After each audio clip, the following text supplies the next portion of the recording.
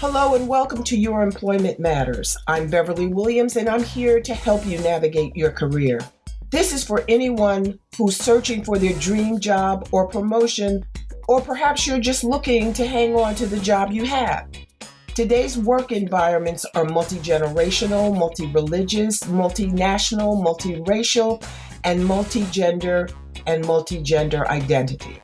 Add market disruptors like Amazon and Lyft, along with the addition of AI, and it's easy to see why finding and keeping a job is such a challenge. Employment success and even employment survival depend on your ability to adapt. That's why my goal for this 30-minute podcast is to first advocate embracing change and differences, and second, to encourage you to proactively assume responsibility for your career. Get your work week off to a good start by listening to Your Employment Matters every Monday. Find out how to own your career and get the best practices for making your employment matter.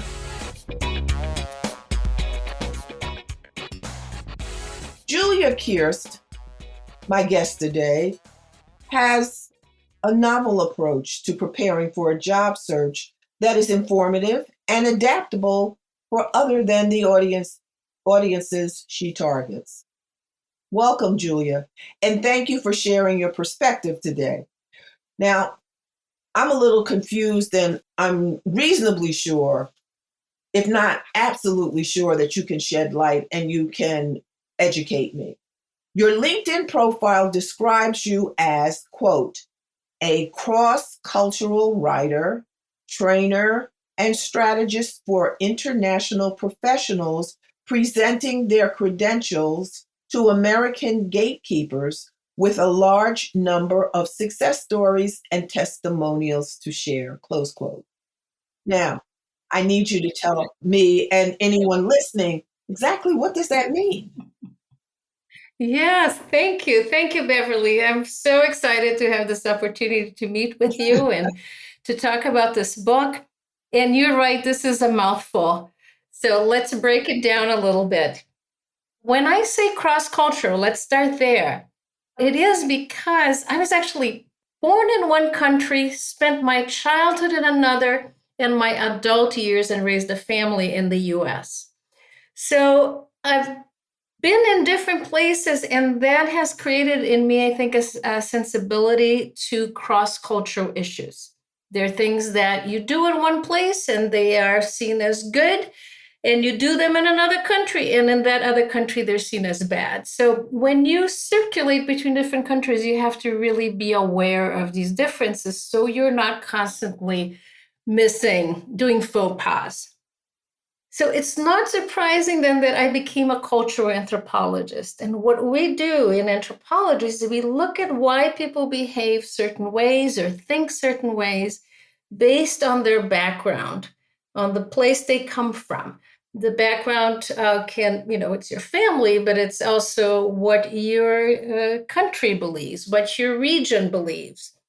So in my work, I help people from other countries understand what Americans want to see and then respond to that. How do you do that though? Because all Americans don't want to see the same thing.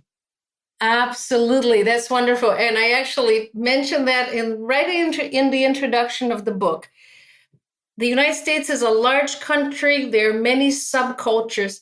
However, I think it's fair to say that in the workplace, there are certain things that are uniform. So, for example, being on time, somebody who arrives late will be understood as a poor candidate, somebody who arrives on time. So there are, both in the academic world, because I work with many people who are applying to universities, professionals from other countries, but also job situations, you can say that there is a core set of expectations that are shared nationwide. So one example that I like to use is the example of the resume, the American resume. When I work with clients, I literally call them an American resume. It's not just any resume or a CV. It's an American resume, and In some countries, people think that the longer your resume, the more Wow. experience you have. So they'll literally show up with 16 pages. They will include awards that they received in high school.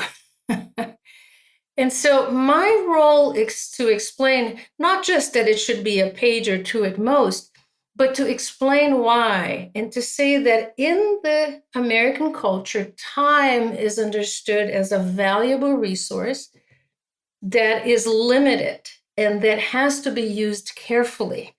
And therefore, your resume has to go straight to the point, be short, because nobody is going to give you a whole lot of time.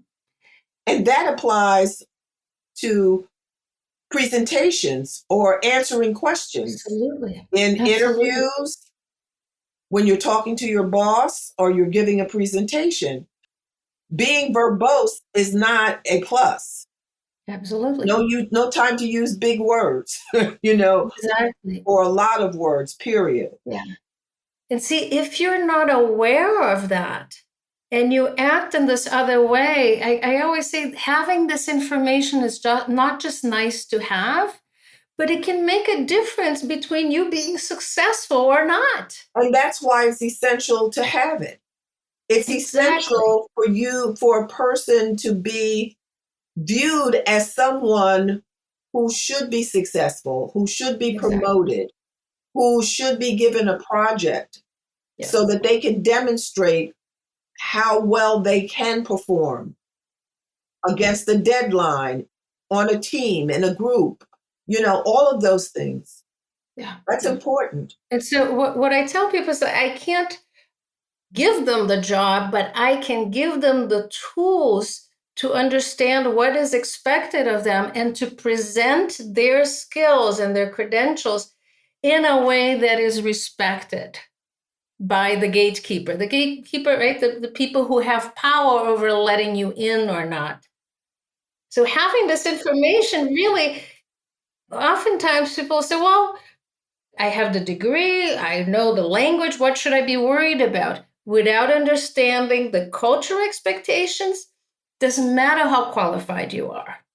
Do companies that do business globally, don't they have an indoctrination or orientation, a cultural tutorial, so that they don't, Yeah, employees yeah. that are going to be working in other countries don't Hmm. commit faux Hmm. pas, Hmm. because it can be detrimental to the business.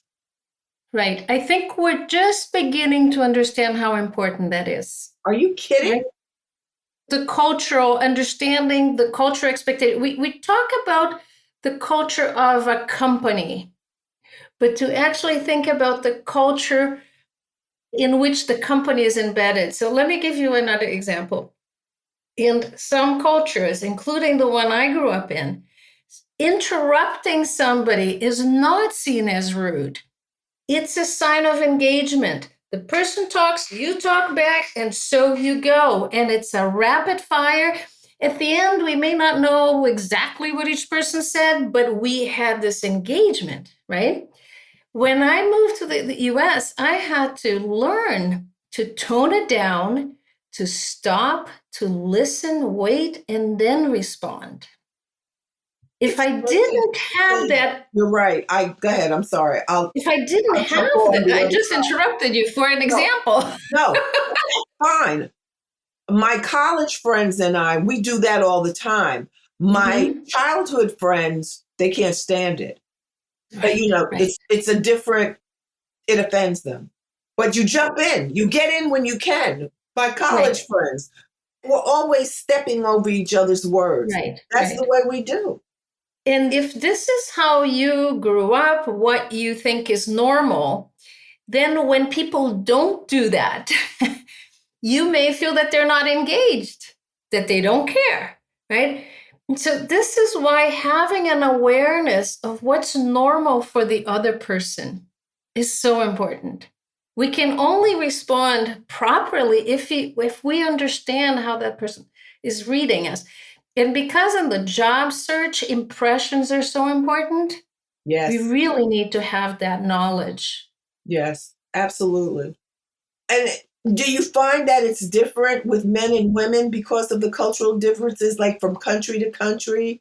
Or women, do you find that women are, I don't want to use the word marginalized, but Yeah, I definitely have I have good examples of that. I work with a lot of women from Latin America.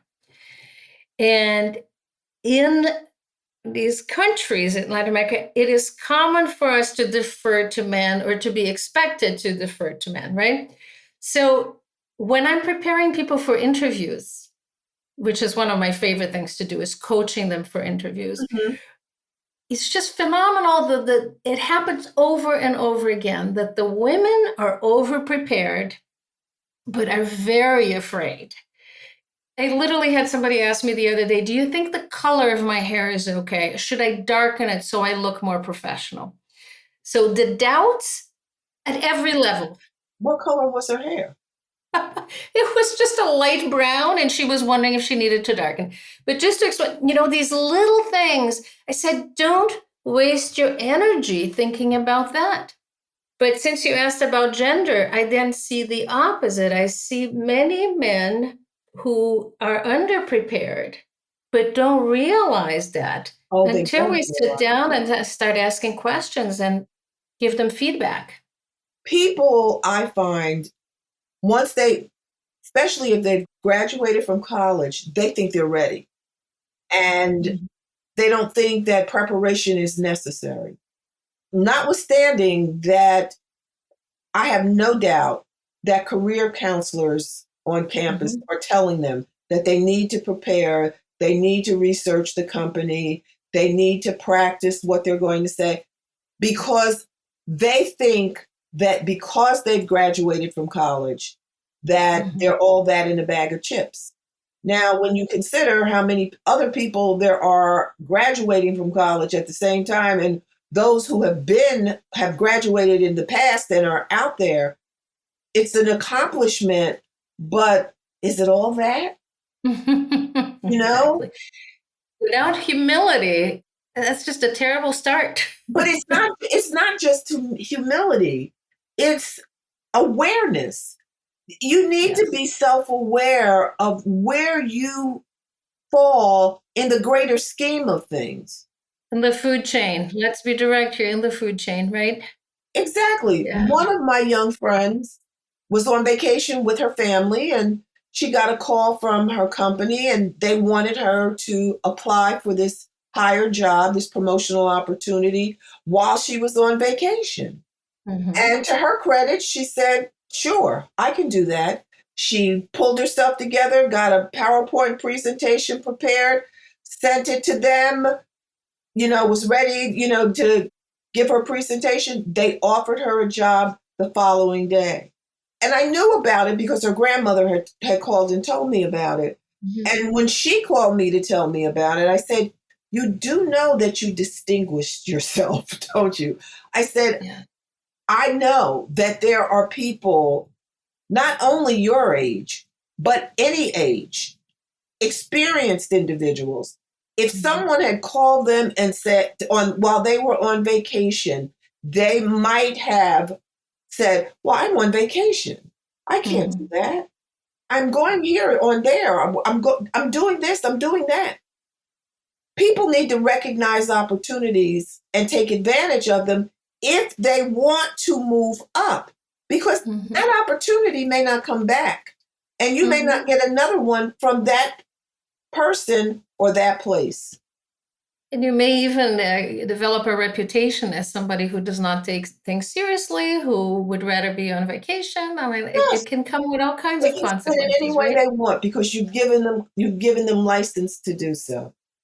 Yeah, but through your own lack of awareness. Exactly. And that's Yeah. what it is. It's like sometimes it comes across as entitlement, but once you get rejected, and if you're rejected again, it starts people to thinking.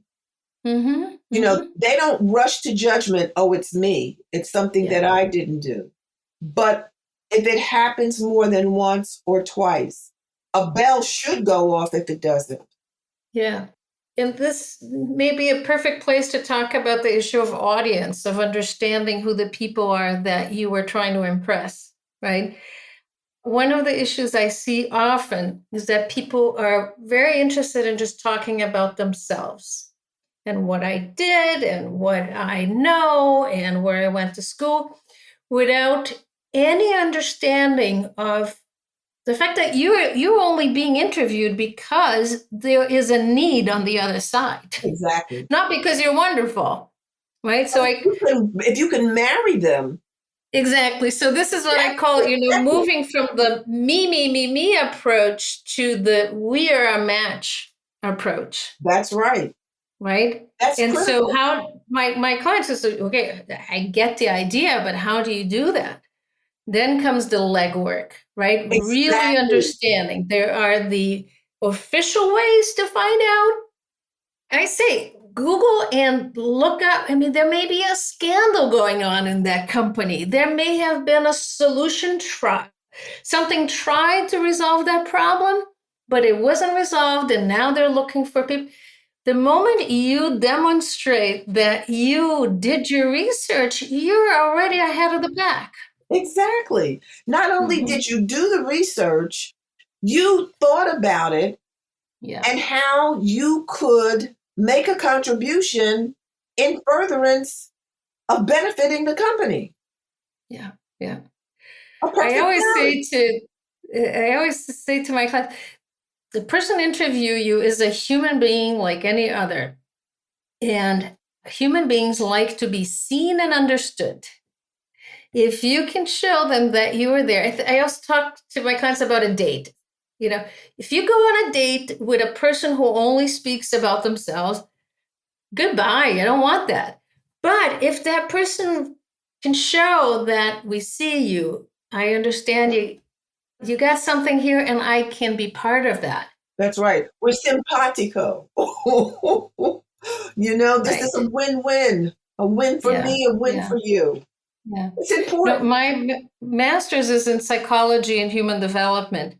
And so my PhD is in anthropology, but I find that I'm often going back to psychology because we're a combination of those two things, Yes, right? Our surroundings and our inner world and our inner understanding. yes, Yeah. yes. Yeah. Now, why don't you tell me about your book?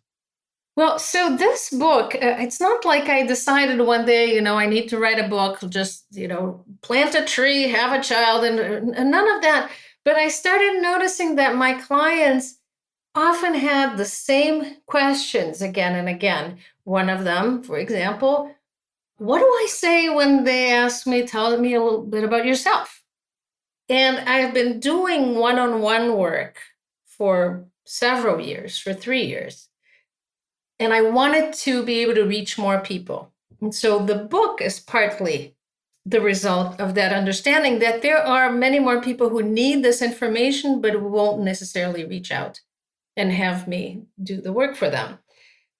So I created a very practical manual. Okay, it's only 150 pages long, which makes it easy to I have clients that tell me, I just carry this on my bag. If I'm going for an interview, it's just a quick look through. So it's really a sort of a reference manual. And I divided it in two parts. The first one is about big ideas, I call them concepts, like time, like progress, success. I have a whole chapter called evidence. It's things that Americans value in the workplace. Back to, doesn't mean that every American valued, but in the workplace, in these cultures of hiring, and we need to be aware of these concepts. One of the chapters is personal branding. A lot of people have never considered that. They know branding for a product, but not the fact that you have to really be proactive about showing what you can do. This is very hard for the same Latin American women that I was telling you about. It's not part of my original culture, which is Brazil. You don't promote yourself. You're seen as a bad person if you do, because you're trying to stand out. Right. And I tell them, if you want to succeed in this country, in this environment, you need to be comfortable speaking about your qualities Yes. without fear. And so I helped them with an elevator pitch. And You get them to practice. Well, that's yeah, part but of it. A woman, when I wrote my first book, I joined not a book club, a workshop, so I could get feedback from other authors. And this young woman was in the class, and after the class, she came up to me. She says, will you help me? I need your help. And I was thinking, oh no, I don't want to do that. And then I thought, stop. This is why you're doing this, so you can help people like her. And to cut to the chase, she immersed herself in, the suggestions I gave her. She went online and looked at interview questions. And believe me, interview questions that you'll be asked are online. Oh, absolutely. They're not reinventing the wheel. She got offered. Oh, the other thing she did, she sat in front of the mirror as I suggested, and she saw how she looked and what she wanted to do to change what she was seeing. And she practiced and practiced. She got offered not the job she applied for because she was talented. She had credentials. She was a licensed CPA in another state. Was not licensed in New Jersey and New York. They offered her a job at several higher levels than she applied for. Wonderful. And she thought it was me. I said, no, I just gave you, direction where you should go. Isn't that so rewarding, right? I mean, she and her husband took me out to dinner. It was lunch. But I mean, seriously, she said no one would help her. She had no one to go to. Her friends, they didn't know how to help her. It was really rewarding. Yeah, this is why sometimes just knowing a little bit can make the difference between you getting to your goal or not getting to it, right? And listening and, just being vulnerable. Yeah. Because that's not easy either. For some people, it's simply not easy. So is your book out now? It is. It's been out for 3 months, and I just wanted to complete. So that first section is about these big ideas. The second part is about the documents themselves. It is about resume, cover letters, statements of purpose. But what is different in this book, I think, when compared to other books that give professional advice, is that because of my cultural background, because of my anthropology background, I try to explain why things are the way they are. So people will not. So again, back to the example of the number of pages, you could just give the recipe and say, 1 to 2 pages, period. Okay. But I go in and I explain that this is related to the concept of time. I go in and explain that you need an elevator pitch and how you present yourself there is related to how the United States sees success. No, the success is for people who have goals, and you got to demonstrate your goals. Everything that is recommended is explained from a cultural perspective. I don't understand why we don't have more anthropologists in this area. Okay, anthropologists tend to be in academic circles and very closed up. I always felt that this way of looking, of going deep into why things are the way they are, is a skill that everybody should have because it's valuable. Everybody's not curious. Right. They don't want. So this is what I'm trying to do: is take it out of the academic. Everybody doesn't want to know. They don't care. They want what they want the way they want it and when they want it. Why people are doing what they're doing? No, not so much. So let me give you just an example, or just show you the first part of the book where I have the big concepts. At the end of each of the chapters, I have a section called practical applications. So it's never just up here, thinking about these things, but it is. So for example, this is in the chapter called evidence. practical application, examine your resume to see if there are any places where you can provide evidence of your success.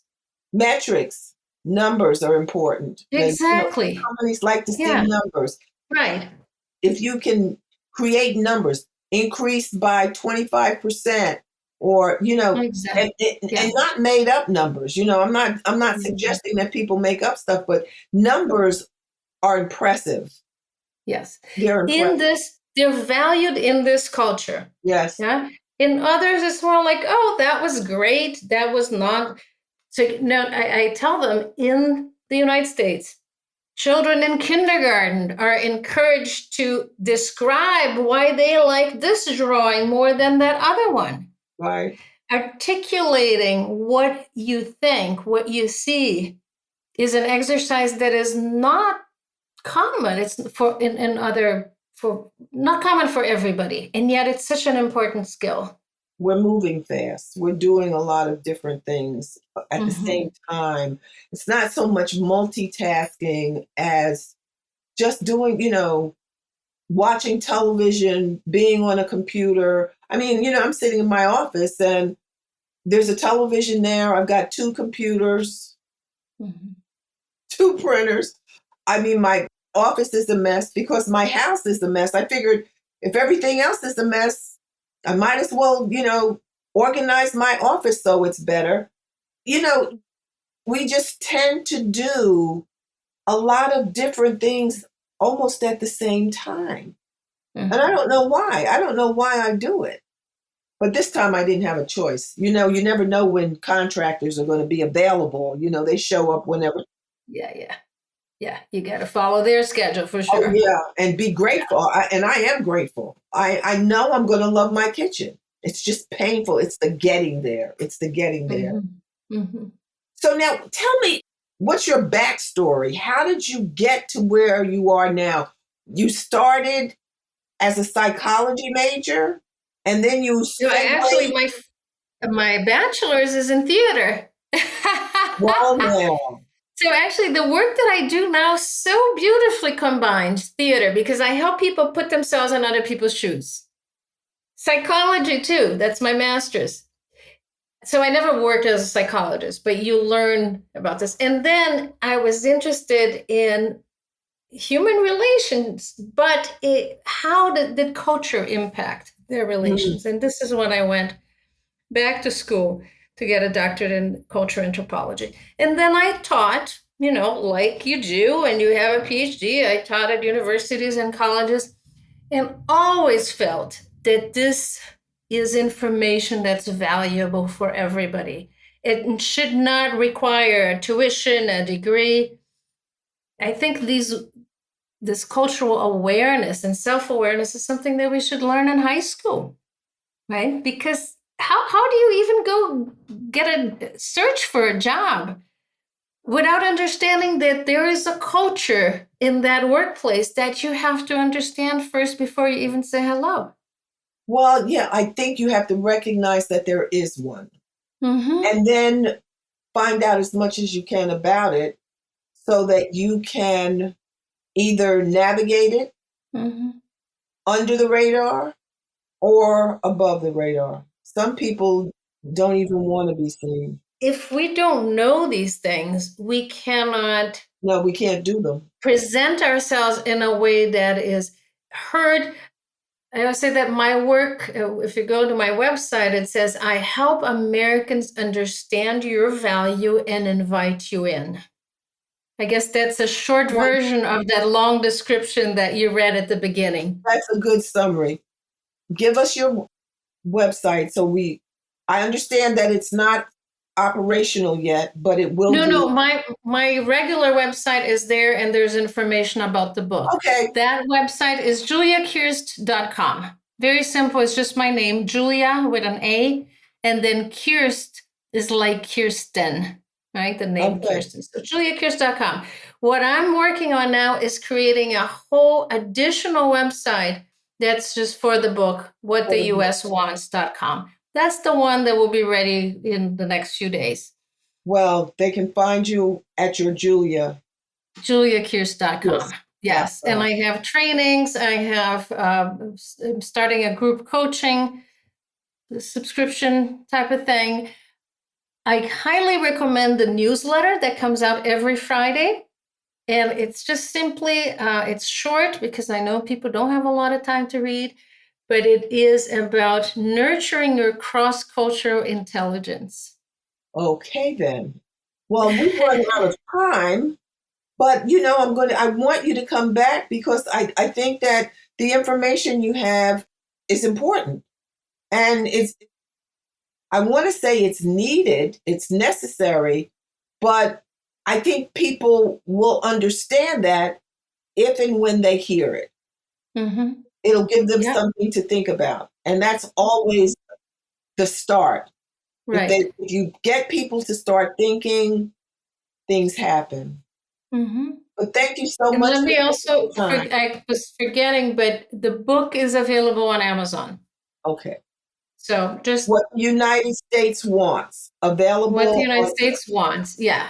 I made sure that this is the title, on purpose. It's the United States has many opportunities and you want to give it what it wants. That there's no I would like here. If you show up with a 4-page resume, or if you show up late, or if you don't know how to sell yourself, you're gone. It's Right. not what the United States If wants. you do all that and you don't send a thank you, you're done. Exactly. Yes.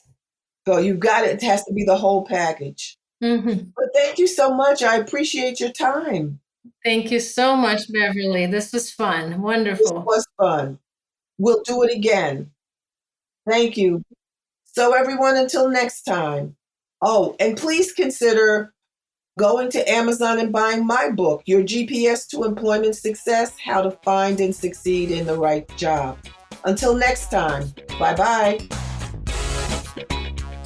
Thanks for listening to Your Employment Matters with Beverly Williams. If you found this podcast helpful, please subscribe and leave a review. I truly appreciate your support, and that helps other listeners find the podcast.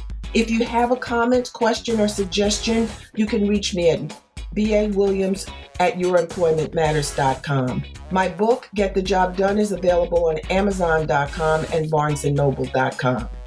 Please join me again next week. Until then, remember to embrace change and differences.